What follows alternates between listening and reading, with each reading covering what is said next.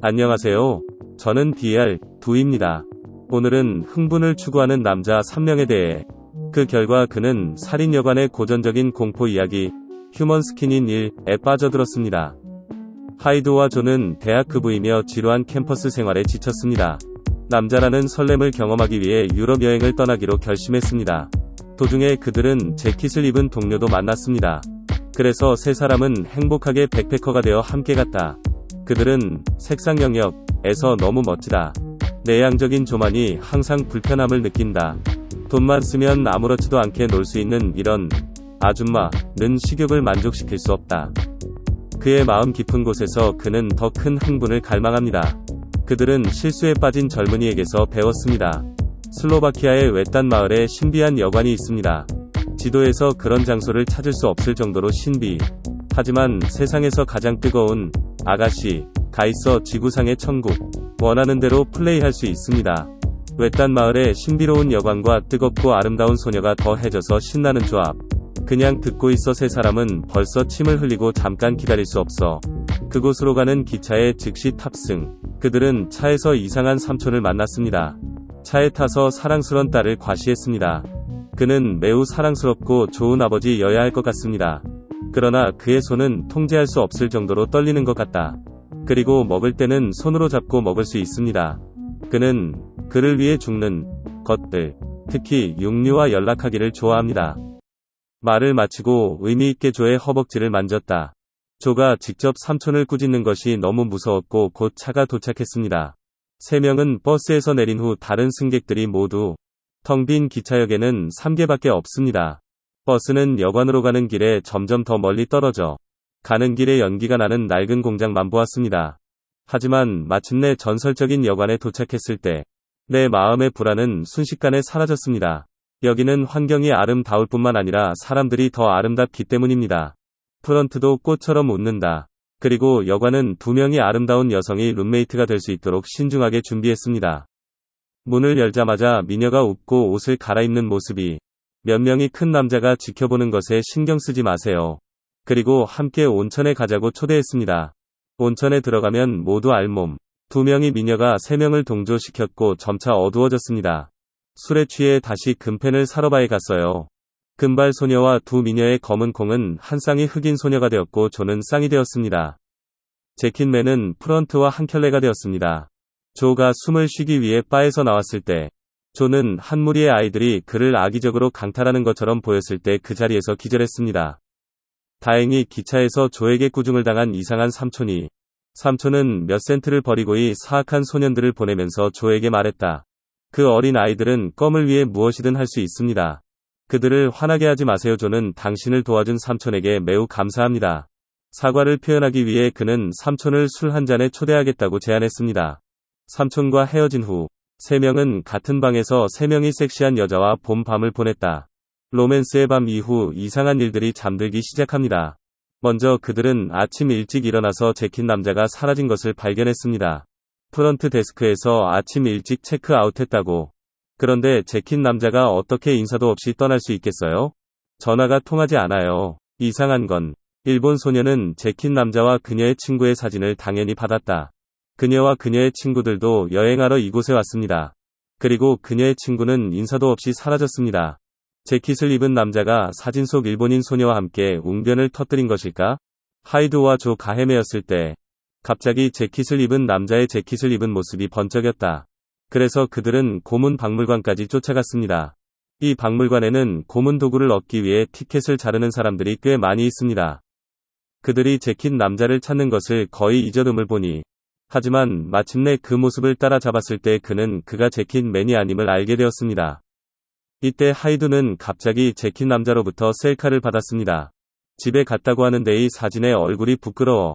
사실 그는 이미 죽었습니다. 이 사진은 실제로 가죽 스커트를 입고 큰 철집게를 들고 있는 정육점입니다. 나는 재킷을 입은 남자의 전화로 보냈고 그가 휘파람을 부르는 걸 봤어. 자비를 구걸하는 또 다른 소녀를 향해 천천히 걸어가면서 이때 블랙빈 과조, 특히 조는 무슨 일이 일어났는지조차 몰랐습니다. 그는 재킷맨을 찾지 못하면 매우 조심스러운 사람입니다. 안도감을 느끼지 못했지만 헤이두는 그것에 대해 매우 개방적입니다. 원래 제킨맨과 두 사람이 만났는데 이제 헤어졌다. 얽힐 것이 없기 때문에 하이두는 아름다운 여성의 부드러운 나라에 계속 빠져 있습니다. 그리고 조는 어떤 이유로 갑자기 측정된 느낌을 받았습니다. 접수원이 그를 친밀하게 방으로 데려간 후 조가 다시 일어날 때까지 기다릴 수 있는 신비한 남자에게 즉시 전화를 걸었습니다. 나는 그가 후드를 쓰고 있다는 것을 알고 무서웠습니다. 그의 몸은 의자에 다시 묶여 움직일 수 없었습니다.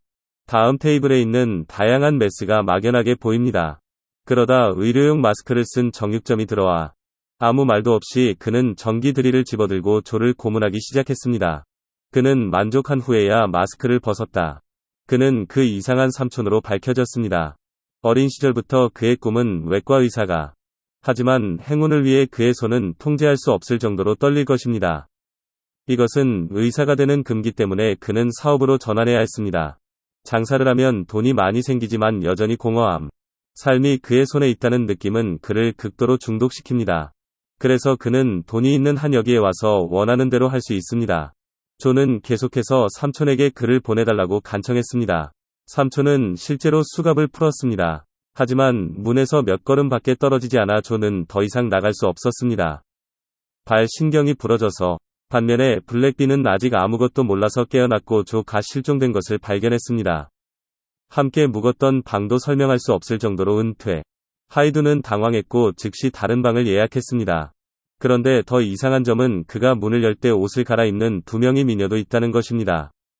그는 또한 미소를 지으며 그를 온천에 가자고 초대했습니다. 황금 소녀와 흑인 소녀는 전혀 룸메이트가 아닙니다. 그들은 남자를 연결하는 도구이며 그와 조는 수년 동안 친구였습니다. 그는 조가 인사도 하지 않고 떠나는 사람이 확실히 아님을 알고 있습니다. 하이두 눈이 여관에 문제가 있을 것 같다고 막연하게 느꼈고 지역 경찰에 신고했습니다.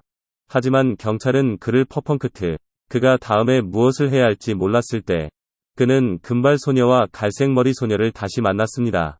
그래서 하이두는 그들을 쫓고 조의 행방에 대해 물었습니다.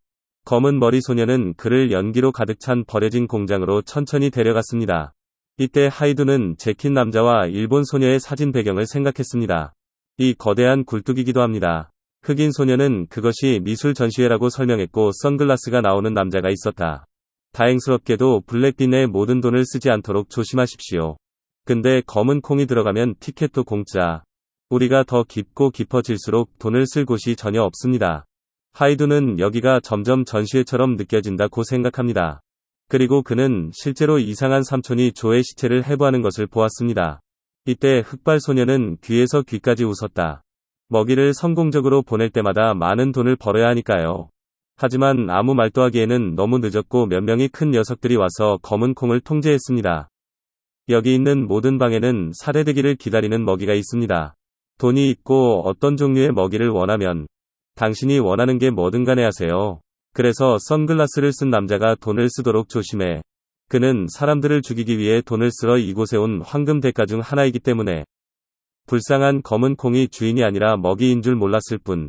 그리고 검은 콩을 사냥하고 싶은 골드 마스터는 이 지중해. 분명히 그가 이런 일을 한 것은 이번이 처음입니다. 검은 콩은 이것을 예리하게 인식하고 필사적으로 자비를 구걸. 지중해의 양심이 그를 놓아주고 그 결과가 지중해를 짜증나게 할 것이라고 기대합니다. 검은 콩의 입을 직접 막고 전기톱을 들어 건조를 시작합니다. 검은 콩이 토할까봐 무서워.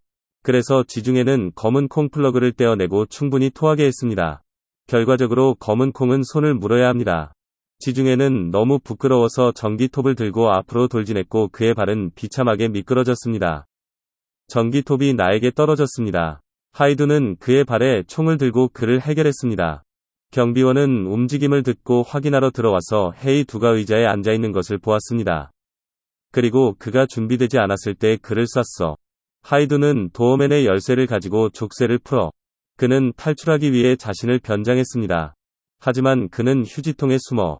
여기 시체를 처리하는 진짜 정육점이 있습니다.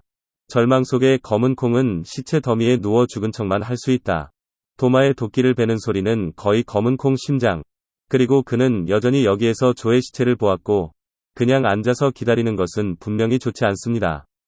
그래서 하이두는 정육점의 관심을 이용하여 그를 해결하기 위해 도끼를 들고 내려갔습니다. 검은 콩은 계속 도망쳐야 합니다. 그는 실수로 아주 깨끗한 방에 왔습니다. 하이두는 깨끗한 옷을 잡고 자신을 입습니다. 고객인 척 시도. 그는 공장에서 일하는 노동자가 아니라 들어올 돈의 소유자입니다. 그는 하이두가 그와 같다고 생각했습니다. 모든 스폰서는 클럽 회원 중 한 명에게 속합니다.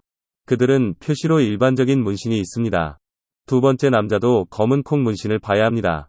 직원이 두 번째 사람을 불러냈고 하이두는 스릴 넘치는 재앙에서 탈출했습니다. 그는 서둘러 공장을 나왔고 튼튼한 사람들이 여전히 거기에 매달려 있는 것을 보았습니다. 다행히도 갈색 머리 소녀가 보낸 차의 열쇠는 뽑히지 않았습니다. 이 차에 타면 블랙빈은 탈출할 수 있습니다. 근데 이 순간 공장에서 소녀의 비명이. 하이두는 몇 번이고 얽힌 사람들을 구하기 위해 돌아왔습니다. 이 소녀는 그녀의 친구가 놓친 사진을 그들에게 준 일본 소녀입니다. 그리고 사형 집행의 금 소유자는 간접적인 남자였고 하이두는 한마디도 말하지 않고 그를 죽였습니다. 그런 다음 소녀를 차에 태우고 격렬하게 달려 그들은 이 유령 장소를 떠나기 위해 기차역으로 가고 있습니다. 하지만 도중에 하이두는 금발 소녀와 갈색머리 소녀를 만났습니다. 그리고 그들을 이 마을에 소개한 사람은 청년도 그들과 함께 있다는 것이 밝혀졌습니다. 검은 콩이 가속기를 격렬하게 치며 세계 모두를 날려버립니다. 그런데 그 사악한 소년들이 다시 나타났습니다. 블랙빈은 조 가전에 그에게 말한 것을 기억합니다. 사악한 소년은 껌을 위해 무엇이든 할 수 있습니다. 차에 큰 껌 봉지가 있었고 사악한 소년들은 성공적으로 뇌물을 받았습니다. 검은 콩을 놓아줄 뿐만 아니라 뒤따라온 악당도 막아. 꼬마 깡패들은 방금 껌을 샀고 꼬마 깡패들에게 사람들과 함께 차에 박살내세요. 하이두와 일본 소녀가 마침내 기차역에 도착했을 때 희망이 앞선 줄 알았는데 하지만 현지 경찰이 기차 직원조차도 그 집단에 관여할 줄은 몰랐습니다. 여기서 탈출하기가 쉽지 않은 것 같다. 이때 일본 소녀는 우연히 거울을 통해 빛을 반사했습니다. 그의 얼굴 절반과 눈이 멀어 보이는 모습.